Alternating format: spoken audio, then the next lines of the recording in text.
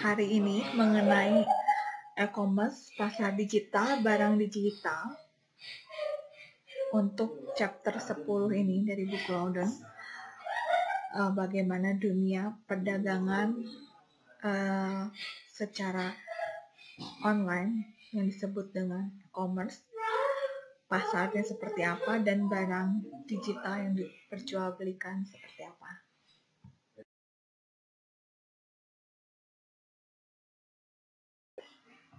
Pengertian e-commerce itu didefinisikan sebagai penyebaran, pembelian, penjualan, dan pemasaran barang dan jasa melalui sistem jaringan elektronik seperti internet, televisi, WWW atau jaringan komputer lainnya. Dalam artian di sini transaksi penjualan dilakukan secara online, pendistribusian barang juga secara online karena dikirim secara delivery, dan pemasaran pun dilakukan secara via online.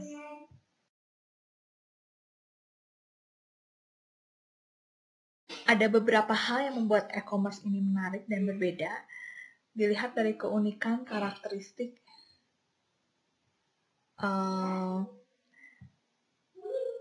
dari internet dan web. Secara sederhana, teknologi internet dan e-commerce ini jauh lebih kaya dan kuat dibandingkan dengan revolusi teknologi sebelumnya, seperti radio, televisi, dan telepon. Sifatnya di sini lebih ada di mana-mana dan terjangkau lebih luas, global, lintas budaya, lintas negara, lintas sosial, ada di mana-mana. Di sini tidak terlihat secara fisik, tapi ada di mana-mana pada saat setiap waktu 24 jam, bisa diakses dimanapun, di rumah, kantor, dengan menggunakan smartphone. Yang disebut ruang pasar ini disebut market space. Jadi melebihi batas tradisional dan sifatnya sementara dan geografis.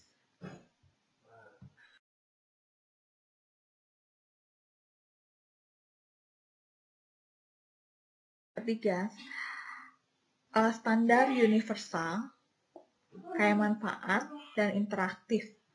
Standar universal di sini yang dimaksud adalah fiturnya sangat menarik dari segi teknologi, standar teknis internet,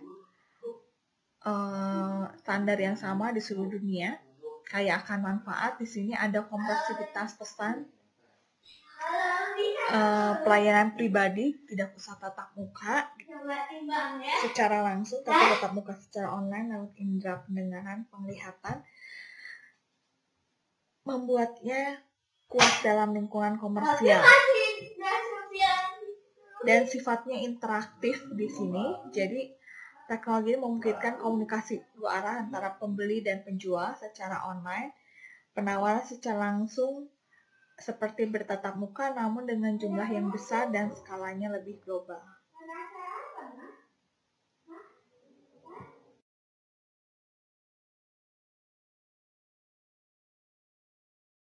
Kepadatan informasi dan personalisasi.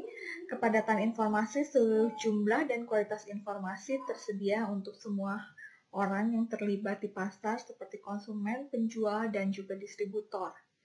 Di sini elektronik dagang membuat harga dan barang informasinya terbuka secara transparan, mengacu pada kemampuan konsumen dalam menemukan nilai harga yang sesuai yang ingin dia bayarkan kepada penjual yang menjual suatu produk. Personalisasi kustomisasi. Di sini penjual bisa menargetkan pesan pemasarannya untuk seseorang dengan mengklik kustomisasi tertentu untuk suatu preferensi pengguna tertentu. Demikian pun pengguna bisa mengkustomisasi hal apa yang ingin dia pilih dengan mengklik menu yang ingin dia pilih.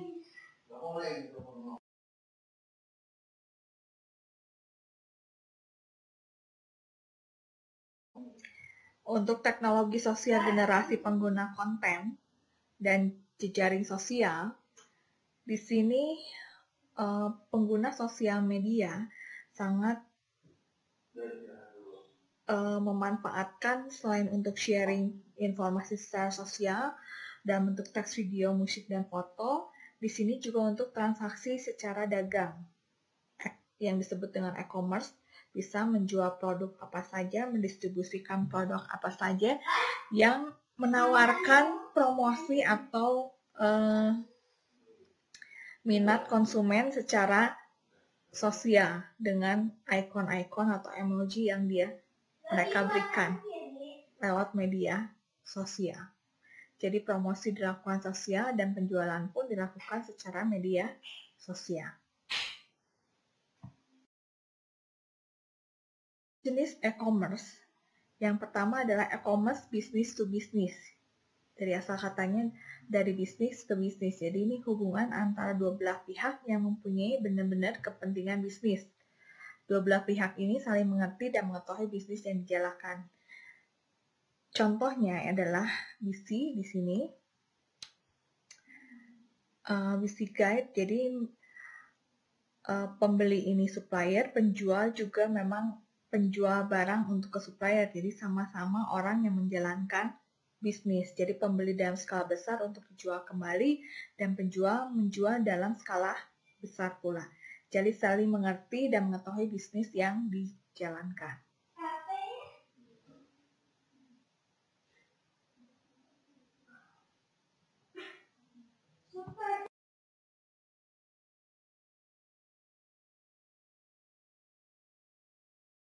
Yang kedua adalah business to consumer. Jadi business to consumer ini dilakukan oleh pelaku bisnis dengan pemakai atau konsumen. Transaksi e-commerce ini seperti jual beli biasa, konsumen mendapatkan produk melalui pembelian. Misalnya dari BNK, konsumen membeli barang dari BNK atau dari tiket.com, pengguna layanan jasa, konsumen membeli tiket untuk dia pakai karena dia mau menggunakan jasa kereta api, menggunakan pesawat, memang dia pergunakan untuk konsumsi dia sendiri. Itu maksudnya e-commerce antara bisnis to consumer. E-commerce business to consumer ini memang cukup banyak. Jadi banyak yang targetnya langsung pada consumer, ya.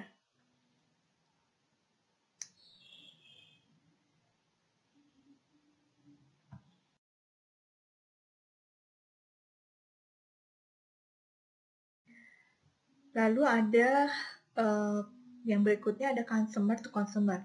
Consumer to consumer merupakan jenis e-commerce yang melibatkan penjualan transaksi barang dari konsumen pada konsumen. Jadi penjualan dalam skala kecil, konsumen yang baru membeli menjual barangnya tapi dalam jumlah yang kecil. Di sini barang elektronik, ini contohnya misalnya Elektronia, karena di sini banyak usaha-usaha kecil. Transaksi dilakukan oleh pihak ketiga menyediakan platform yaitu Elektronia biasanya.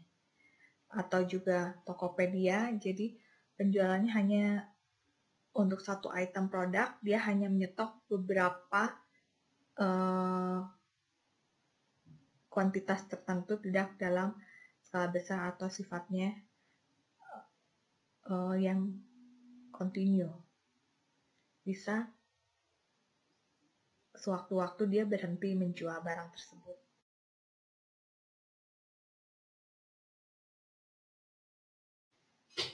Berikutnya adalah consumer to business. Ini kebalikannya dari pertukaran antara konsumen pada bisnis. Ini seorang konsumen mencari proyek dengan membeli barang dari suatu perusahaan yang untuk bisnis. Contohnya e-stock, ini lewat perdagangan secara online. Jadi seorang konsumen membeli barang secara utuh untuk pertukaran yang sifatnya tradisional untuk suatu proyek atau momen waktu tertentu, jadi proyek tertentu dalam waktu tertentu.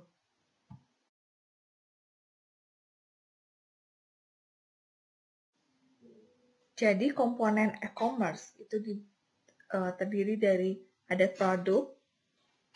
produknya dapat berupa barang ataupun jasa yang ditransaksikan atau diperjualbelikan. Yang kedua adalah adanya suatu platform tempat menjual produk, jadi berupa website secara online. Yang ketiga, ada cara menerima pesanan. Artinya ada suatu kurir, tapi di sini adalah cara atau proses bagaimana dia menerima pesanan.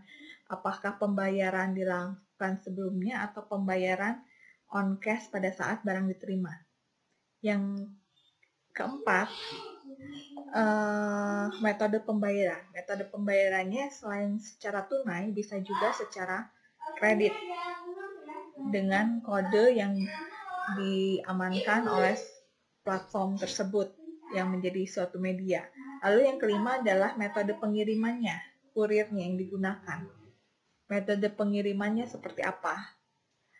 2 hari, 3 hari sampai dengan kurir tertentu. Lalu jasa pelayanan konsumen yang diberikan. Jasa pelayanan konsumen yang diberikan di sini, jika konsumen merasa barang tersebut tidak sesuai dengan harapan, dia dapat mengajukan komplain dan mengembalikan barang tersebut dan meminta uang kembali misalnya. Dalam waktu tertentu. Ketika dia mengkonfirmasi adanya keluhan yang dia keberatan untuk menerima barang tersebut.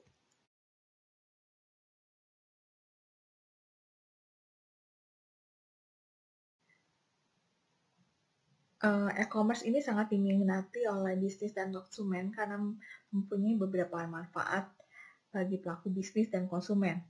Bagi pelaku bisnis, di sini ada kemudahan dalam aktivitas jual beli, karena di sini menghemat waktu dan cukup online. Yang kedua adalah memangkas biaya pemasaran, karena biaya pemasaran cukup via online dengan web tersebut ataupun lewat media sosial, dengan tidak perlu bayar iklan di TV dan yang biayanya lebih besar. Lalu yang berikutnya adalah kemudahan dalam komunikasi dengan konsumen dan produsen yang sifatnya bisa langsung melalui chatting melalui platform media tersebut. Lalu yang berikutnya dapat menjangkau target market yang lebih luas. Jadi market pasarnya akan lebih luas, tergantung siapa yang mengakses atau mengklik platform tersebut. Dan proses pembayaran menjadi lebih mudah dan cepat. Lalu manfaat e-commerce bagi konsumen sendiri, konsumen dapat leluasa untuk belanja tanpa dibatasi waktu dalam waktu 24 jam sehari, bisa sepanjang tahun. Dan konsumen dapat melihat atau memilih berbagai macam produk menurut dia yang terbaik dengan lebih banyak dalam waktu yang lebih singkat.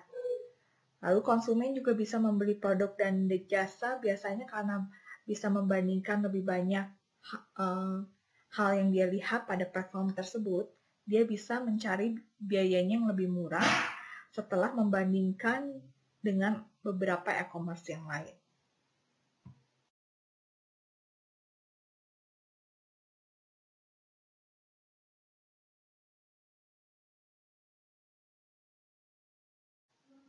Jadi dalam proses e-commerce ini terjadi disintermediasi antara penjual pada konsumen di sini, yang mengilustrasikan seberapa besar dana yang bisa dihemat dengan mengeliminasi masing-masing langkah dalam jaringan tersebut.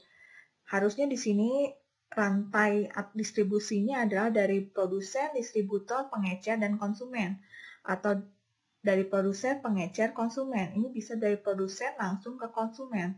Sehingga biaya yang dihemat itu misalnya suatu sweater itu harganya harusnya $48.50, bisa dihemat sampai $20.45 karena menghilangkan lapisan-lapisan yang menyebabkan biaya akhir pada konsumen jauh berkurang dari harga sebelumnya. Itu adalah manfaat yang dirasakan oleh konsumen dari pembelian online, dia mau mendapatkan harga barang yang lebih murah.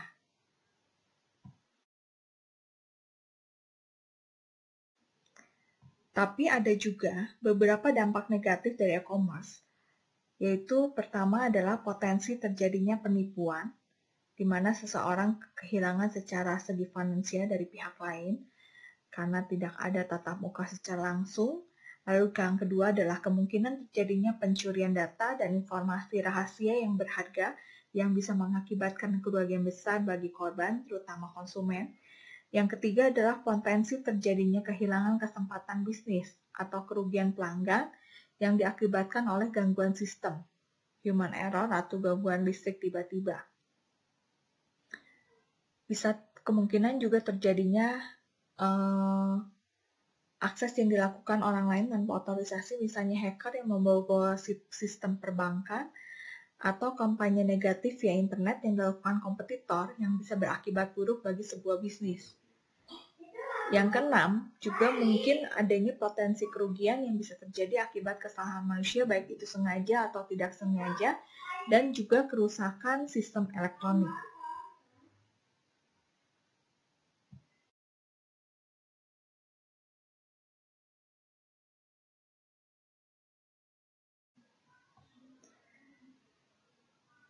Barang digital adalah barang yang bisa dikirimkan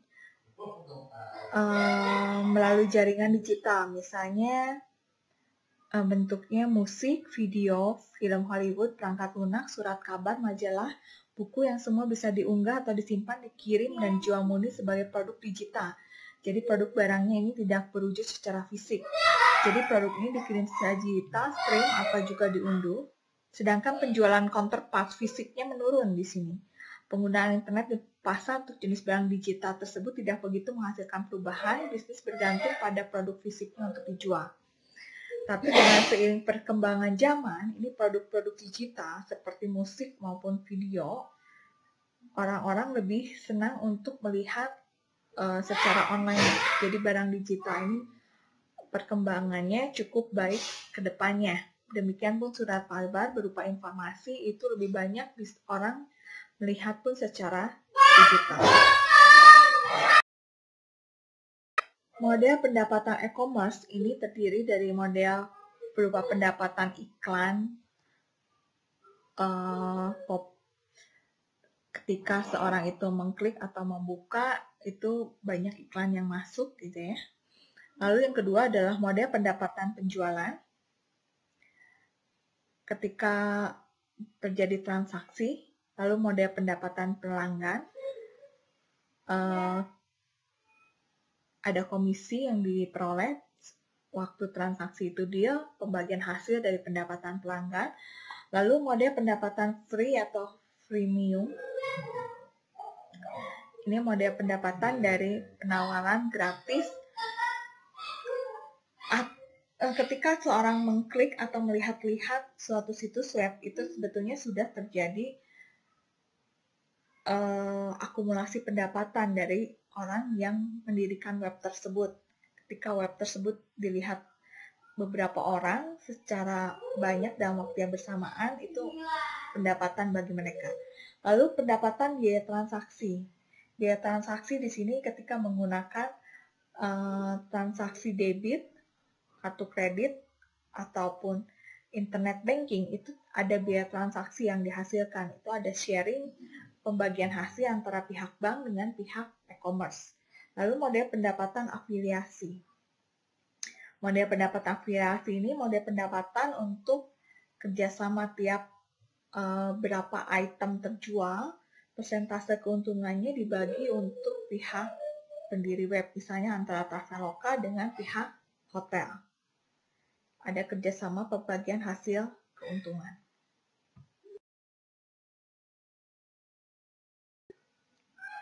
Bagaimana jejaring periklanan seperti DoubleClick bekerja? Di sini ada merchant site, ada jaringan periklanan, ada konsumen. Di sini memprofiling database daripada user pengguna.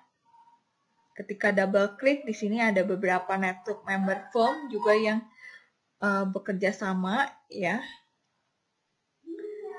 yang berhubungan dengan konsumennya.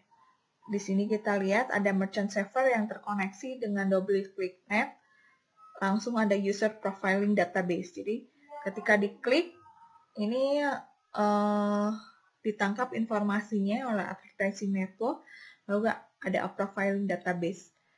Jadi apapun yang diklik oleh konsumen dan dilihat minat konsumen itu lebih pada produk atau jasa pada produk dan jasa mana saja.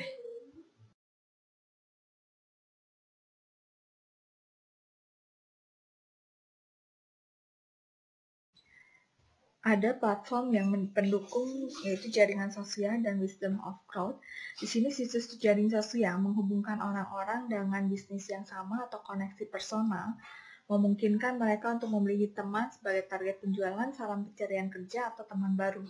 Wisdom of crowd ini menciptakan situs di mana ribuan bahkan jutaan orang bisa berinteraksi menawarkan pelaku bisnis. Sebagai suatu cara baru, menawarkan dan memasarkan produk, menemukan siapa yang menyukai atau tidak menyukai produk mereka. Perusahaan bisa menyelesaikan masalah dengan crowdsourcing. Contohnya adalah Netflix. Di sini.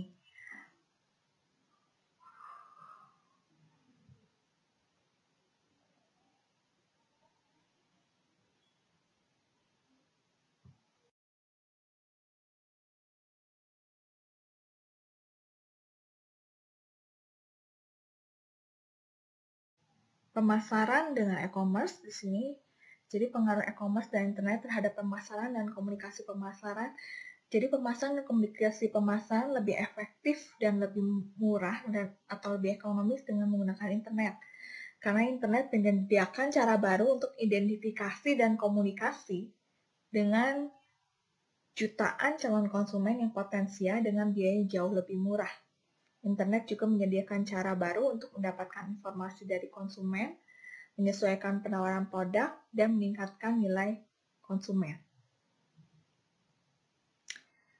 Dan konsumen juga lebih tertarik melihat produk lewat online atau di internet, terutama anak-anak muda.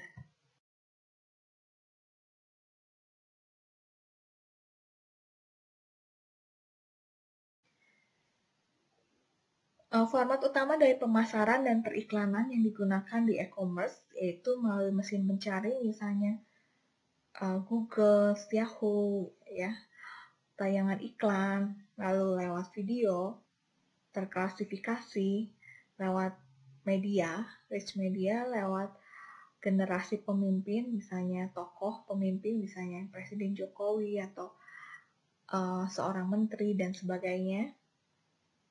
Lalu pemberian sponsor, lalu surel, email, dan sebagainya. Jadi pemasaran dan periklanan ini 8 hal ini tetap medianya adalah menggunakan mayoritas internet atau electronic commerce.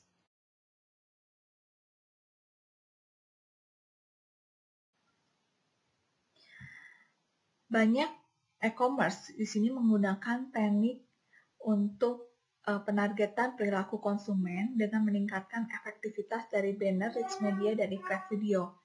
Juga mempotensikan maksimal hal-hal yang menarik minat konsumen untuk melihat, menggunakan figur artis yang lagi booming, terkenal, dan sebagainya. Lalu menggunakan info berita infotainment untuk memasarkan produk tersebut. Lalu penargetan perilaku juga bertujuan untuk mendapatkan clickstream jejak perilaku seorang pada ribuan situs web dengan untuk memahami minat mereka dan mengenalkan mereka pada iklan yang cocok dengan perilaku atau minat. Misalnya ketika seorang selalu mengklik untuk mencari suatu produk koper, di sini penawaran produk untuk koper itu berarti suatu situs tersebut menangkap informasi bahwa akan lebih banyak lagi produk koper dengan harga yang cukup menarik minatnya diinfokan padanya dengan melalui iklan. Demikian pun untuk yang tertarik misalnya selalu mengklik sedang mencari mobil baru dengan harga tertentu, maka diinfokan dengan harga yang paling kira-kira cocok untuk dia sehingga dia tertarik untuk membeli produk tersebut.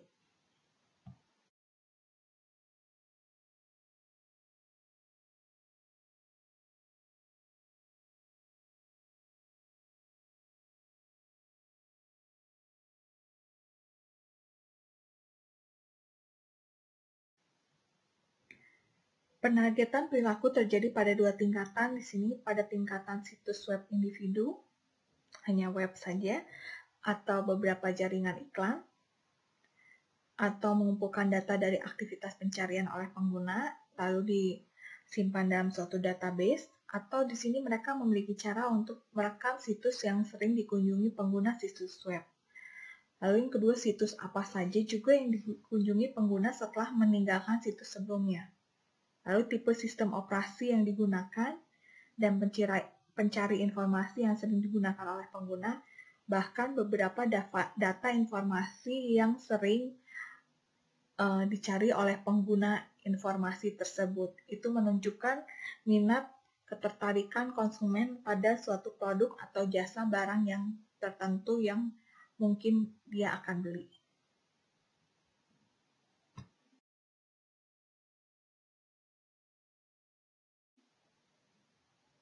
Ada istilah tren yang disebut e-commerce sosial. Di sini merupakan perdagangan yang mengacu pada konsep grafik sosial atau social graph digital. Di sini grafik sosial digital memetakan semua hubungan sosial yang signifikan secara online. Jadi dalam e-commerce, produk dan layanan yang Anda beli ini dipengaruhi oleh keputusan teman Anda dan keputusan mereka mempengaruhi Anda. Terdapat 4 fitur dari perdagangan sosial atau social commerce yang sedang mengalami peningkatan, yaitu sign-on sosial, pembelajaran kolaboratif, notifikasi jaringan, dan pencarian sosial atau rekomendasi. Yang disebut sign-on sosial di sini situs web yang memungkinkan pengguna untuk masuk dalam situs melalui halaman jaring sosial mereka yang terdapat pada Facebook atau situs sosial lainnya. Jadi di sini perdagangannya lewat suatu situs jaringan sosial. Sedangkan pembelajaran kolaboratif ini menciptakan lingkungan di mana pembeli dapat membagikan pengalaman belanja mereka satu sama lain dengan melihat produk, bercakap-cakap, atau saling mengirim pesan. Jadi saling sharing informasi mengenai suatu produk tersebut dan saling merekomendasi tentang produk tersebut. Sedang itu disebut kolaboratif, membagikan pengalaman intinya. Lalu notifikasi jaringan ini menciptakan lingkungan di mana pembeli dapat membagikan persetujuan. Ada persetujuan atau ketidaksetujuan terhadap suatu produk, layanan, konten, atau membagikan geolokasi mereka, memungkinkan sebuah restoran atau klub. Teman-teman, contoh tombol like pada Facebook, Tweets, tombol like pada makanan tertentu yang dianggap favorit, atau tombol like pada Facebook, Twitter, dan sebagainya. Sedangkan untuk pencarian sosial, ini memungkinkan lingkungan pembeli meminta saran dari teman-teman terkait pembelian suatu produk, layanan, atau konten. Contoh sistem rekomendasi pada Amazon menggunakan profil sosial Facebook untuk merekomendasikan produk. Jadi untuk merekomendasikan suatu produk menggunakan situs jejaring sosial profile. Merekomendasikan produk dengan situs jejaring profile.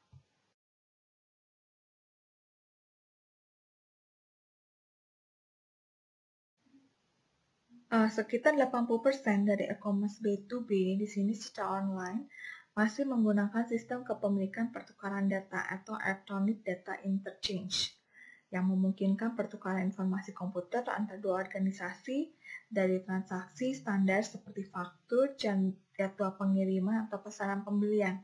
Walaupun masih banyak perusahaan yang menggunakan jaringan tersendiri untuk edit tersebut, mereka semakin memungkinkan terhubung lewat situs karena teknologi internet memberikan fleksibilitas lebih banyak dan platform dengan biaya yang murah untuk terhubung antara suatu perusahaan dengan perusahaan lainnya. Jadi pertukaran datanya di sini secara elektronik, berupa data pengiriman, data pembayaran, persyaratan produk, dan persediaan, ataupun pengisian ulang berkelanjutan. Antara sistem pemasok dan sistem perusahaan, pertukaran datanya mereka saling melengkapi.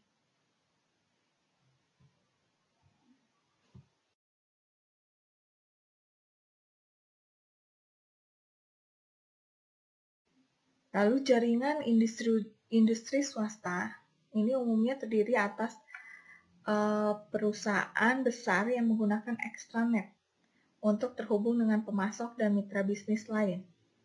Jaringan ini dimiliki oleh pembeli dengan jaringan perusahaan pemasok distributor dan mitra bisnis penting lain yang telah ditunjuk dapat saling berbagi rancangan dan pengembangan produk, pemasaran, jadwal produksi, manajemen persediaan, dan komunikasi tidak terstruktur termasuk grafik dan email. Istilah lain jaringan industri swasta adalah pertukaran swasta atau private exchange.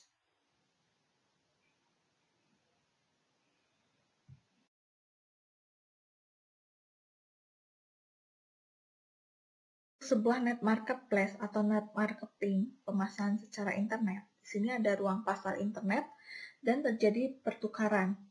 Biasanya net marketing ini dipasarkan melalui katalog, pencarian sumber, pembelian otomatis, pemrosesan, dan pelengkapannya. Ini menghubungkan antara pemasok dan pembeli, ya. Jadi ruang pasar internet ini terkadang disebut dengan hub atau membeli pasar digital tunggal yang didasarkan pada teknologi internet untuk banyak pembeli dan penjual yang berbeda. Pertukaran di sini secara independen dimiliki oleh pihak ketiga yang menghubungkan ribuan pemasok dan pembeli untuk pembelian di tempat. Banyak exchange menyediakan pasar vertikal untuk industri tunggal seperti makanan, elektronik, perlengkapan industri, dan mereka berhubungan langsung dengan input langsung.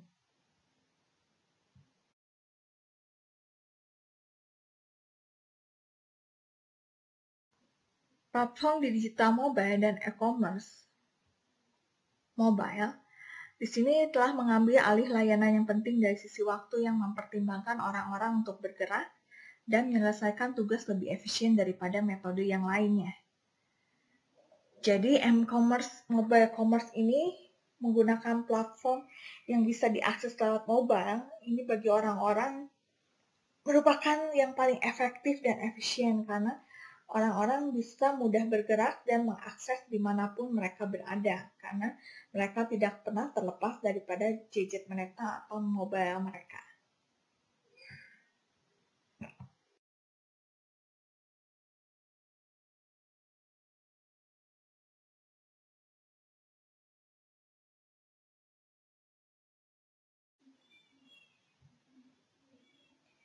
Beberapa bagian di bawah ini menggambarkan beberapa contohnya, yaitu location-based service, banking and financial service, wireless advertising and retailing, dan games entertainment. Jadi beberapa hal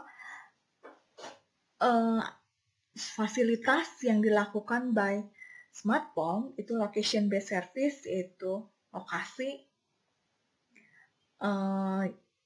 yang di-on-kan dalam suatu smartphone, lalu pelayanan jasa, lokasi yang di-on-kan ini berguna untuk pencarian tempat lewat aplikasi map.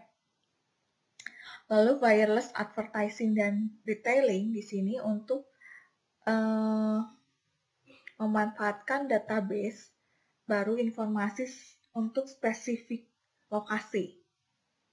Ya. Lalu games entertainment ini layanan hiburan dan permainan secara digital yang banyak diminati juga oleh konsumen muda.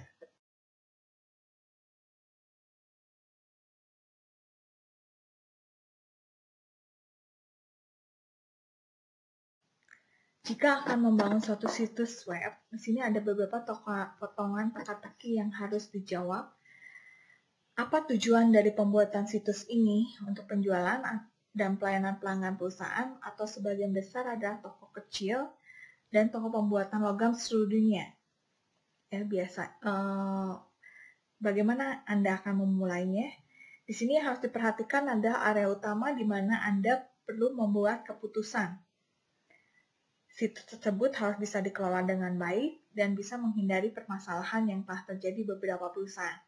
Lalu yang kedua, di sini perlu membuat keputusan tentang perangkat keras situs, perangkat lunaknya, infrastruktur telekomunikasi, dan juga permintaan dari pelanggan Anda yang seharusnya menentukan teknologi yang akan digunakan dan juga harus berhati-hati dengan menentukan desain situs Anda. Saat Anda telah mengidentifikasi area kunci, Anda harus memikirkan tentang sebuah perencanaan dari suatu proyek.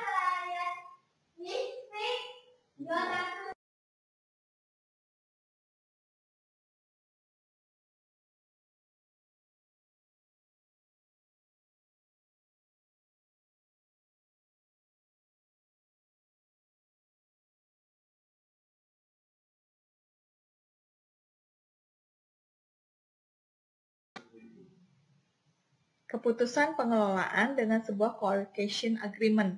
Perusahaan Anda bisa membeli atau menyewa sebuah server web, namun menempatkan server dalam sebuah fasilitas fisik milik vendor.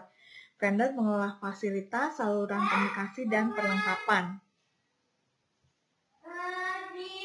Jadi di sini lewat suatu vendor tanpa membuat situs sendiri dengan suatu agreement yang sah ya.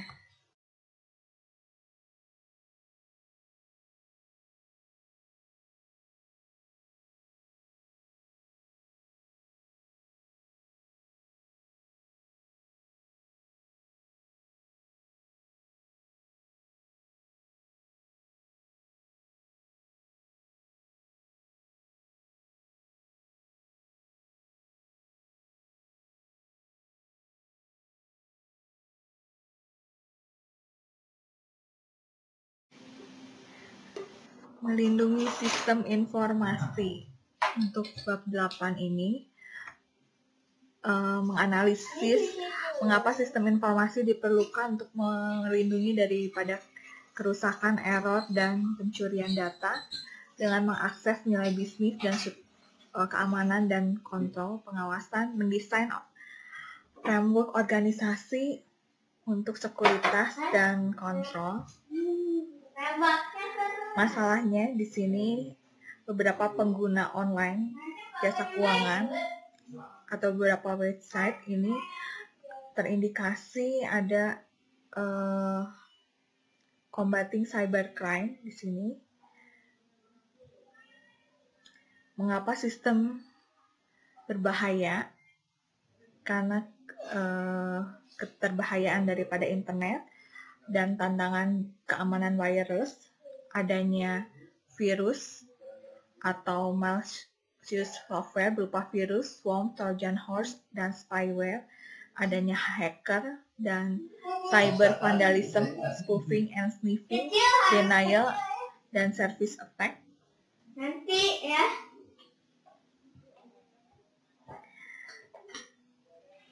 Beberapa tantangan daripada keamanan data di sini.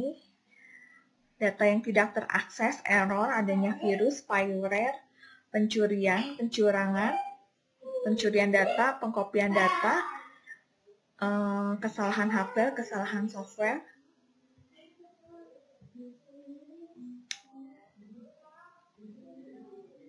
kerusakan di dunia karena serangan digital. Di sini beberapa serangan digital.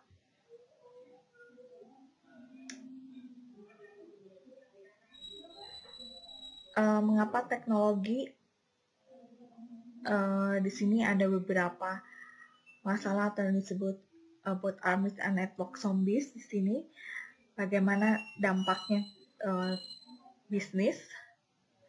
Bagaimana manajemen organisasi teknologi, faktor teknologi untuk mencegah serangan daripada sistem tersebut, dan bagaimana yang mudah bagi perusahaan kecil untuk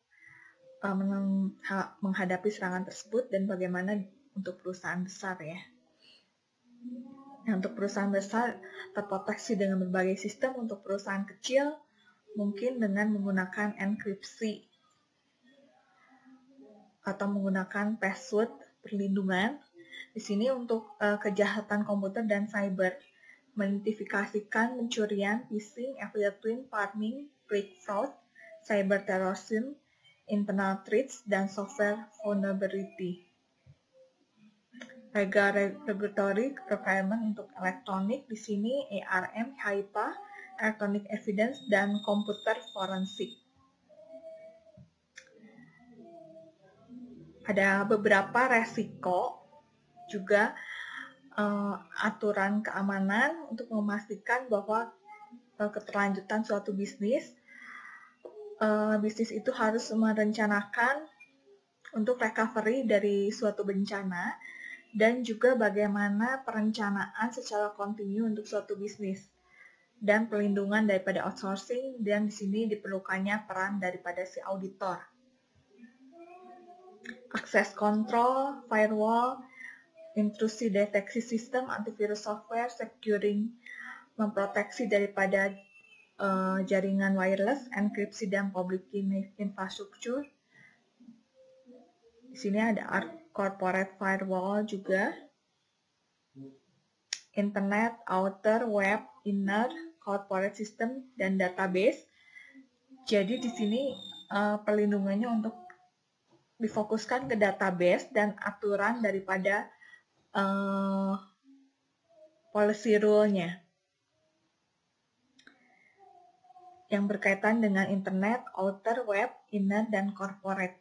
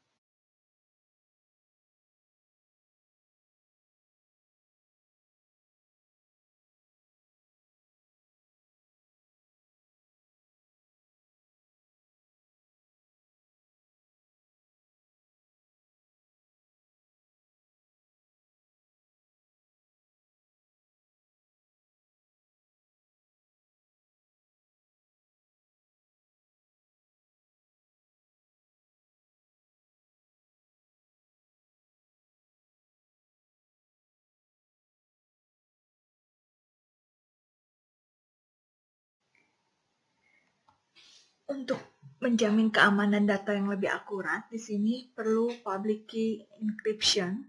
Dari sender mengirim encrypt with public key ke sender message, lalu di decrypt with private key, lalu diterima oleh recipient di sini. Jadi keamanan datanya lebih terjamin karena ada enkripsi with public key dan decrypt with private key. Double protection for hacker or outsider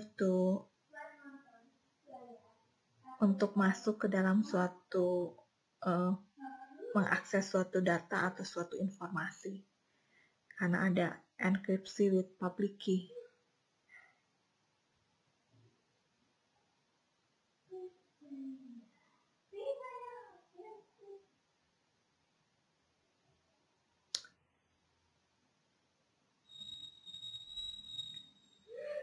Oke, sekian dan terima kasih.